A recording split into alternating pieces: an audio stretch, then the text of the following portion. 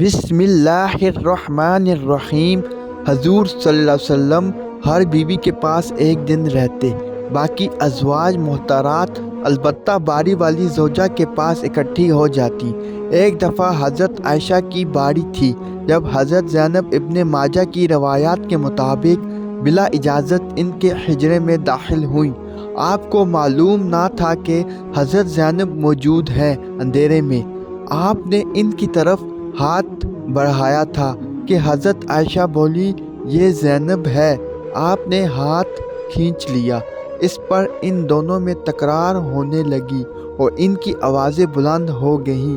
ادھر نماز کھڑی ہونے لگی تو حضرت ابو بکر نے آپ کو بلا لیا۔ حضرت عائشہ بولی، ابھی نماز ادا کرنے کے بعد میرے والد مجھے خوب ڈانٹیں گے۔ ایسا ہی ہوا۔ حضرت ابو بکر نے انہیں سختی سے ڈانٹا، تم حضرت صلی اللہ علیہ وسلم کے سامنے اس طرح بولتی ہو؟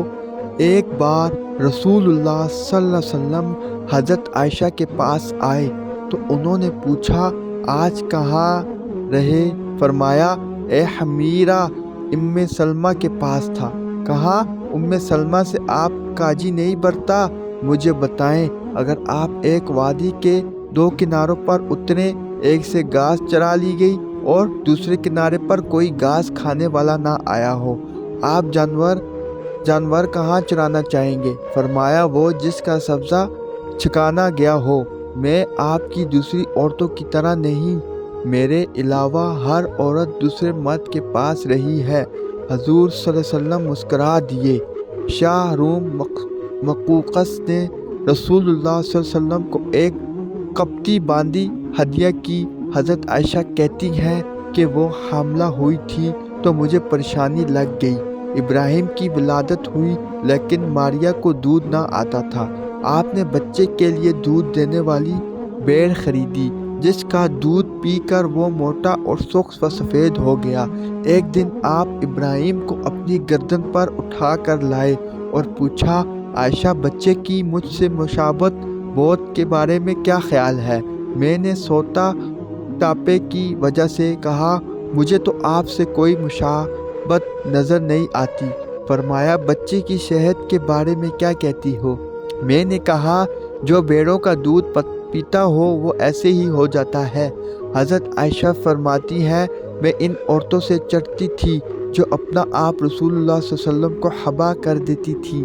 میں کہتی تھی، بھلا کوئی عورت اپنے تئیں ہبا کر سکتی ہے؟ جب اللہ تعالیٰ نے یہ آیت اتاری، اے نبی، اپنی بیویوں میں جس کو چاہے الگ رکھیں اور جسے چاہے اپنے پاس رکھیں اور جیسے چاہے الگ کرنے کے بعد واپس بلا لیں، اس میں بھی کوئی حرج نہیں۔ تو میں نے کہا، مجھے لگتا ہے آپ کا رب آپ کی خواہش پوری کرنے میں جلدی کرتا ہے۔ ابن حجر کہتے ہیں، کئی صحابیات نے اپنی جان رسول اللہ صلی اللہ علیہ وسلم کو بخشی مگر آپ کسی ایک کو نکاح میں نہ لائے کیونکہ یہ آپ کے منشا پر موقف تھا، بشرطیکہ نبی صلی اللہ علیہ وسلم اس کو اپنے نکاح میں لانا چاہے ہیں۔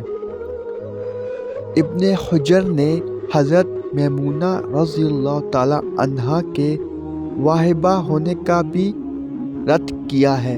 ام المؤمنین حضرت سودا بنت زمعہ نے اپنی باری کا دن حضرت عائشہ کو دے دیا تھا، چنانچہ حضور صلی اللہ علیہ وسلم حضرت عائشہ کے ہاں 2 دن قیام فرماتے۔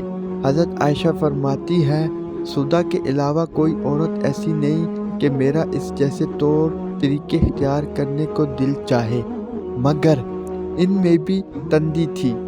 ایک بار حضرت صفیہ بنت حی اور حضرت عائشہ میں جھگڑا ہوا، دونوں نے ایک دوسرے کے باپ کو برا بھلا کہا۔ رسول اللہ صلی اللہ علیہ وسلم نے سنا تو فرمایا، صفیہ تم ابو بکر کو گالی دے رہی ہو؟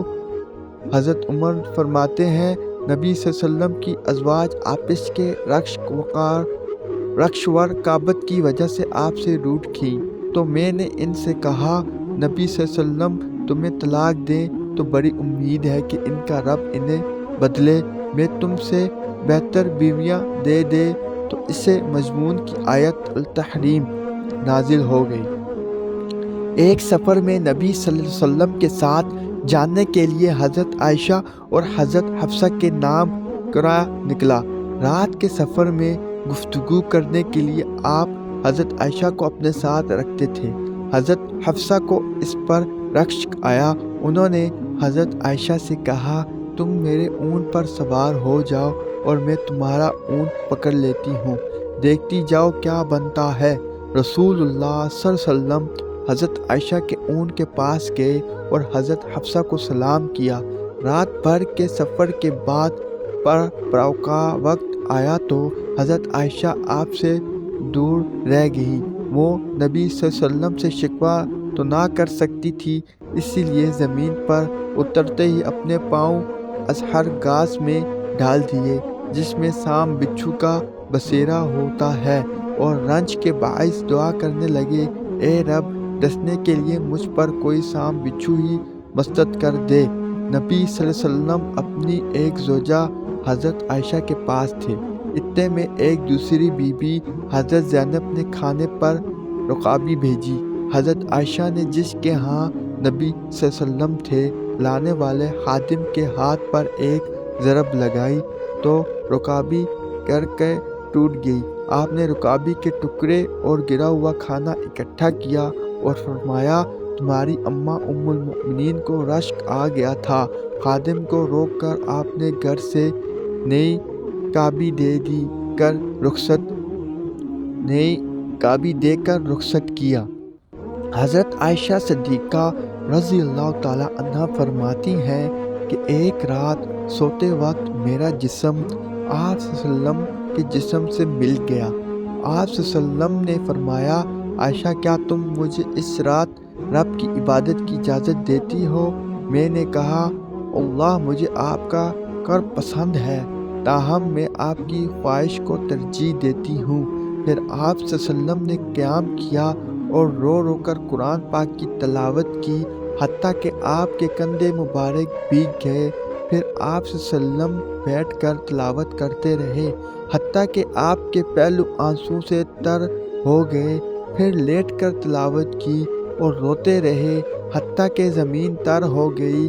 آپ صلی اللہ علیہ وسلم کے پاس جب حضرت بلال رضی اللہ عنہ آئے تو انہوں نے کہا، یا رسول اللہ صلی اللہ علیہ وسلم، میرے والدین آپ پر قربان، کیا اللہ تعالیٰ نے آپ کے آئندہ اور گزشتہ کے تمام گناہ معاف نہیں کر دیے؟ فرمایا، بلال، پھر میں شکر گزار بندہ نہ بنوں؟ اللہ تعالیٰ نے مجھ پر اس رات یہ آیت نازل فرمائی، یعنی آسمان و زمین کی پیدائش میں، دن رات کی گردش میں اہل عقل کے لیے نشانیاں ہیں، جو اللہ کا ذکر کھڑے بیٹھے اور لیتے ہر حال میں بجا لاتے ہیں، اور وہ زمین و آسمان کی پیدائش پر غور و فکر کرتے ہیں اور کہتے ہیں، اے ہمارے پروردگار، تو نے یہ سب کچھ باطل پیدا نہیں کیا، تو پاک ہے، ہمیں آگ کے عذاب سے نجات عطا فرما۔ اللہ پاک ہمیں دین کی سمجھ نصیب فرمائے اور ہمارا خاتمہ ایمان پر فرمائے، آمین۔ ناظرین، کومنٹ باکس میں ایک بار صلی اللہ علیہ وسلم ضرور